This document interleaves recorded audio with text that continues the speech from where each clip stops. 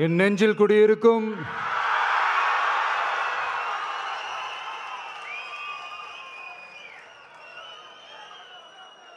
என்னுடைய தோழர்களுக்கும் தோழிகளுக்கும் தமிழக மக்களுக்கும் என்னுடைய வணக்கம்.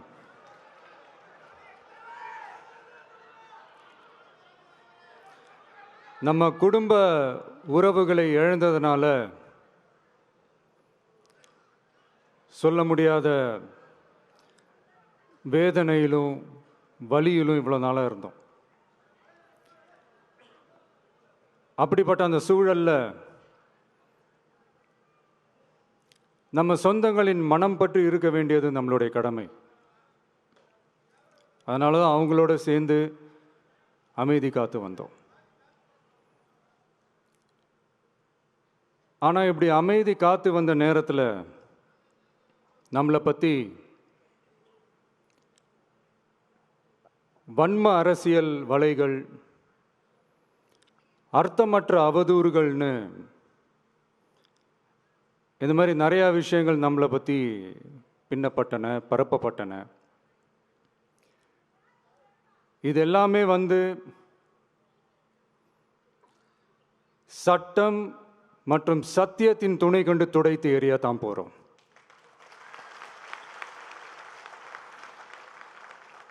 பட் அதுக்கு முன்னாடி தமிழக சட்டமன்றத்தில் நமக்கு எதிராக நிகழ்த்தப்பட்ட ஓர் உரைக்கு ஒரு நாகரிக பதிலடி கொடுக்கணும்னு நான் நினைக்கிறேன்.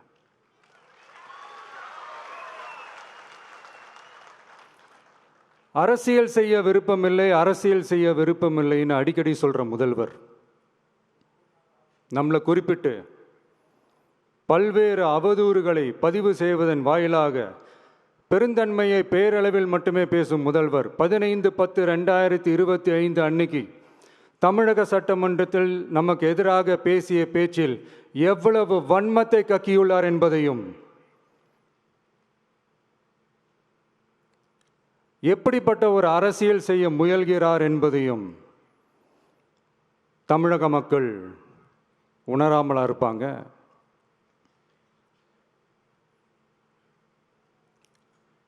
இந்த கரூரோட சேர்ந்து இந்த 5-6 மாவட்டத்துக்கு இந்த மக்கள் சந்திப்பு நிகழ்ச்சிகள்லாம் நடத்தியிருக்கிறோம், போயிருக்கிறோம்.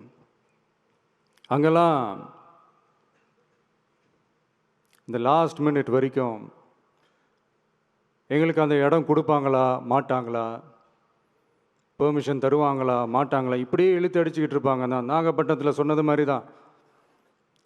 நாங்கள் ஒரு இடம் செலக்ட் பண்ணி கேட்போம், மக்கள் நல்லா ஸ்பேஷியஸாக நின்று பார்க்குற மாதிரி. பட் அவங்க அதையெல்லாம் ரிஜெக்ட் பண்ணிவிட்டு மக்கள் நெருக்கடியோடு நின்று பார்க்குற மாதிரி ஒரு இடத்த செலக்ட் பண்ணி எங்களுக்கு கொடுப்பாங்க. இது டிஃபால்ட்டாக எல்லா இடத்துலையும் இந்த ஒரு ஆர்கியூமெண்ட் நடந்துகிட்ருக்கோன்னு வைங்க. அது மட்டும் இல்லை, இந்தியாவிலேயே எந்த ஒரு அரசியல் கட்சி தலைவருக்கும் கொடுக்கப்படாத கண்டிஷன்ஸ். பஸ்ஸுக்குள்ளேயே இருந்து பார்க்கணும், மேலே கை காட்டக்கூடாது, இப்படிலாம் ஒரு அதீத கட்டுப்பாடுகளை கொடுத்த உடனே எங்கள் சைட்லேருந்து ஒரு அறிக்கையும் வெளியிட்டோம். அது மட்டும் இல்லை, தமிழக வெற்றி கழகம் சார்பாக அனைத்து கட்சிகளுக்கும் சமமாக ஒரு முறையான ஒரு பொது வழிகாட்டு முறைகள், SOPஸ்ன்னு சொல்லுவாங்க, அதையும் வழங்கணும்னு சொல்லி உயர்நீதிமன்றத்தையும் நாடி இருக்கணும். இதுவும் தமிழக மக்கள் உணராமலாக இருப்பாங்க. இப்படி ஒரு அரசியல் காழ்ப்புடன், நேர்மை திறனற்று நம்மளை பற்றி குற்றம் சாட்டியுள்ள குறுகிய மனம் கொண்ட முதல்வர் அவர்களுக்கு ஒரு சில கேள்விகள். உச்சநீதிமன்றத்தில், அதாவது 13/10/2025 அன்னைக்கு உச்சநீதிமன்றத்தில் நடந்த அந்த விவாதங்களை வைத்தும் அந்த உத்தரவுகளை வைத்தும் இந்த கேள்விகள். இப்படி பொய் மூட்டைகளாக நம்மளை பற்றி இந்த அவதூறுகளை அவிழ்த்து விட்ட முதல்வர் அவர்களுக்கும் திமுக அரசுக்கும் சார்பாக கோடிகளை கொட்டி அமர்த்தப்பட்ட அறிவார்ந்த வழக்கறிஞர்கள் அவங்க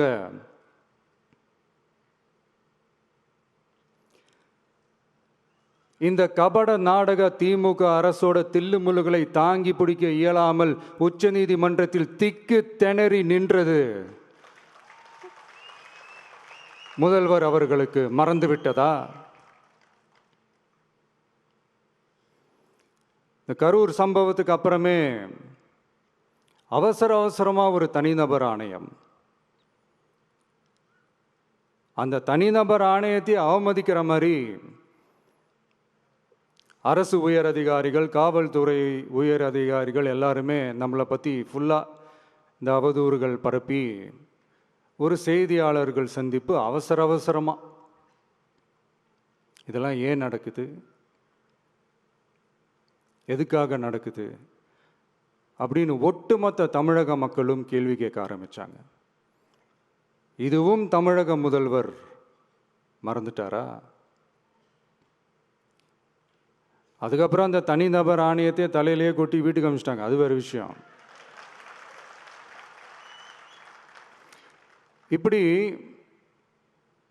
இப்படிலாம் கேள்வி கேட்ட உடனே ஏதாவது பதில் சொல்லி ஆகணும்ல. அதனால சட்டமன்றத்தில் பேசும்போது உண்மை நிலையை தெளிவுபடுத்தத்தான்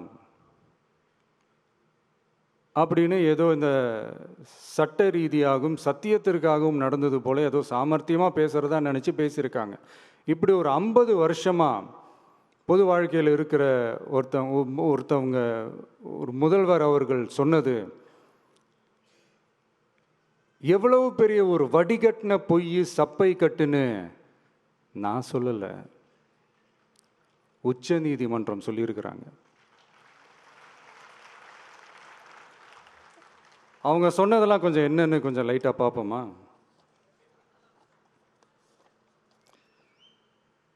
The comments which have been made before the media by the top officers of the police department may create doubt in the minds of the citizenry on impartiality and fair investigation.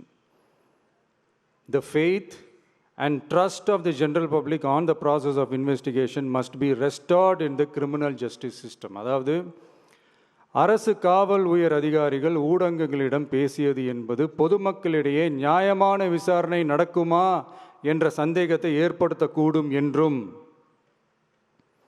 நியாயமான விசாரணை மூலமே அந்த சந்தேகத்தை மீட்டெடுத்தே ஆக வேண்டும் என்றும் உச்சநீதிமன்றம் தமிழக அரசின் தலையில் ஓங்கி நறுக்கு நறுக்கு நறுக்கு என்று கொட்டியதை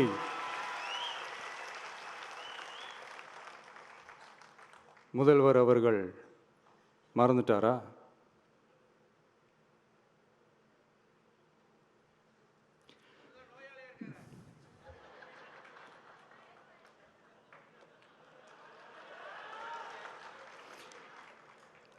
மாண்பமை சென்னை உயர்நீதிமன்றத்தின் மாண்புமிகு நீதியரசர் SIT அமைத்து உத்தரவிட்டார் அல்லவா?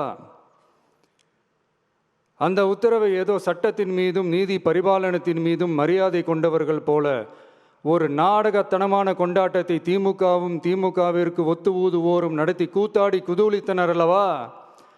தாவேகாவிற்கு எதிராகவும் நமக்கு எதிராகவும் உயர்நீதிமன்ற மாண்புமிகு நீதியரசர் தீர்ப்பளித்து விட்டதாக விதந்தோதி விழா எடுத்தனர் அல்லவா?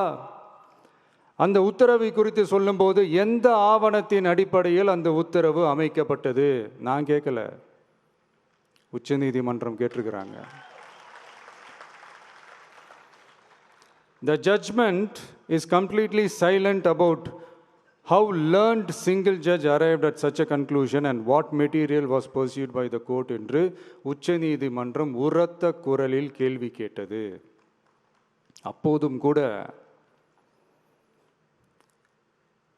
உச்சநீதிமன்றத்தில் திமுக அரசுக்காக வாதாடிய அறிவார்ந்த மூத்த வழக்கறிஞர்கள் பதில் சொல்ல இயலாமல் வாய் மூடி மௌனம் காத்ததை நாடே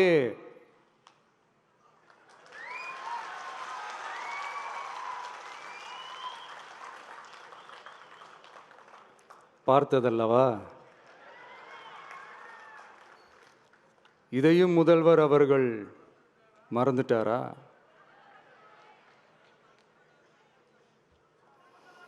Such petition ought to be dealt with by the division bench, registering as public interest litigation in right earnest and not to be dealt with by a single bench. அதாவது பொது வழிகாட்டு முறைகளான எஸ்ஓபி அமைக்கப்பட்டு வெளியிட வேண்டும் என்ற கோரிக்கையுடன் வந்த ரிட் மனுவை நீதிபதிகள் டிவிஷன் பெஞ்ச் தான் கையாள வேண்டும்,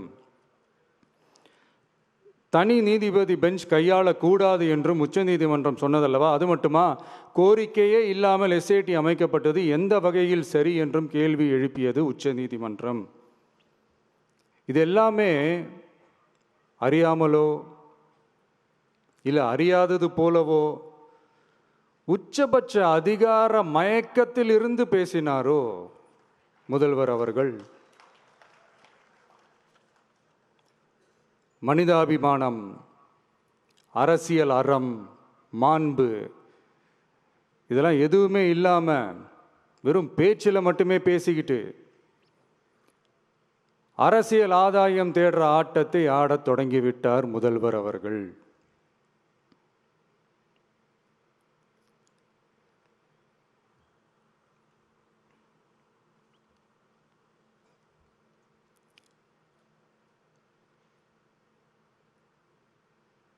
இதெல்லாம் என்ன அவங்களுக்கு புதுசாக? என்ன 1969க்கு அப்புறமே எப்போ கட்சி அவங்க கைக்கு வந்ததோ, இன்னும் குறிப்பாக சொல்லணும்னா 1972க்கு அப்புறம் கேள்வி கேட்க ஆளே இல்லாமல் போச்சுல்ல, அதுக்கப்புறமே இந்த திமுக தலைமை இப்படி தானே இருக்குது. இப்போ நாங்கள் கேட்டோமே இந்த சில கேள்விகள்லாம், இதெல்லாம் நான் கேட்கல, சுப்ரீம் கோர்ட் கேட்டிருக்கு. இதனால் என்ன புரிய வருது?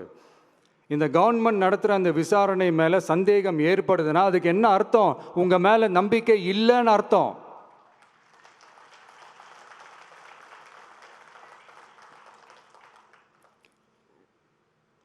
இதெல்லாம் ஏன் எதுக்காகன்னு முதல்வர் அவர்களுக்கு புரியுதா?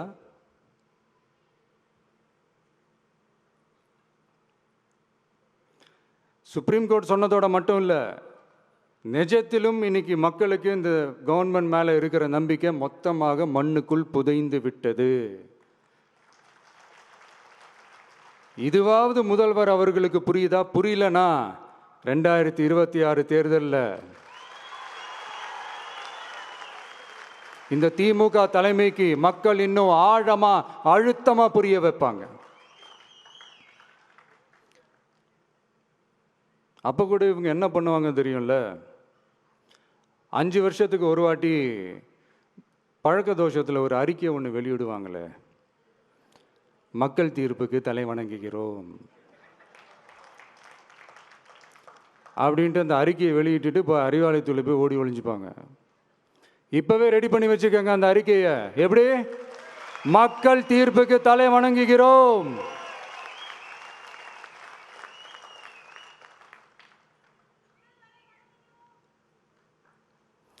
நான் போன பொதுக்குழுவில் சொன்னதை தான் இங்கே நான் திரும்பவும் சொல்கிறேன். இயற்கையும் இறைவனும் நம் தமிழக சொந்தங்களின் வடிவில் மாபெரும் மக்கள் சக்தியை நம்ம கூடவே நிற்கும் போது எம் மக்களுக்கான அரசியலை தடுப்பவர் எவர்? அதனால் தோழர்களே, நமக்கு வந்திருக்கிற இந்த இடையூறு வெறும் டெம்பரவரி மட்டும்தான். எல்லாத்தையும் தகர்த்தெறிவோம், மக்களோட கை கோர்த்து நிற்போம், மக்களோட களத்தில் போய் நிற்போம். நம்ம பயணத்தில் தடம் மாறவே மாட்டோம். இப்பவும் சொல்றேன், 2026ல் 2 பேருக்கு நடுவில் தான் போட்டியே. ஒன்று, இன்னொன்று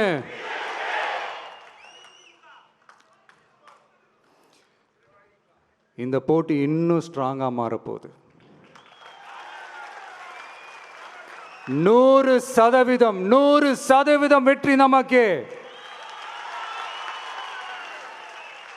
வாகை சூடுவோம், வரலாறு படைப்போம், கான்பிடென்ட்டா இருங்க, நல்லதே நடக்கும், வெற்றி நிச்சயம். மீண்டும் சந்திக்கும் வரை நன்றி, வணக்கம்.